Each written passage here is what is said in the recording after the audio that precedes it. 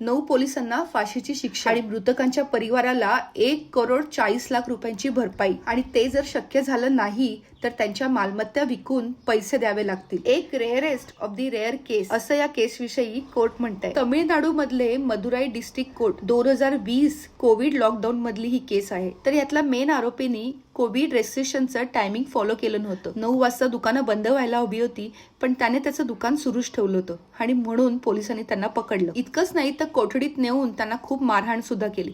त्यानंतर त्यांचा मुलगा जेव्हा तिथे पोहोचला तेव्हा त्यालाही पकडलं गेलं आणि त्यालाही भरपूर मारहाण झाली आणि खूप साऱ्या इंजुरीजमुळे जून 2020 मध्ये या दोघांचंही निधन झालं. या घटनेनंतर बरीच खळबळ झाली. खूप साऱ्या लोकांनी प्रोटेस्ट केलं आणि हा मामला इंटरनॅशनल लेवलपर्यंत पोहोचला. पहिल्यांदा ही केस सीआयडीला दिली गेली, त्यानंतर सीबीआयला दिली गेली आणि त्यानंतर मदुराई कोर्टने ह्याच्यावरती फैसला सुनावला. न्याय सगळ्यांसाठी सारखा आहे हेच या केसमधनं दिसलं. तुम्हाला काय वाटलं या केस विषयी नक्की सांगा कमेंट करून.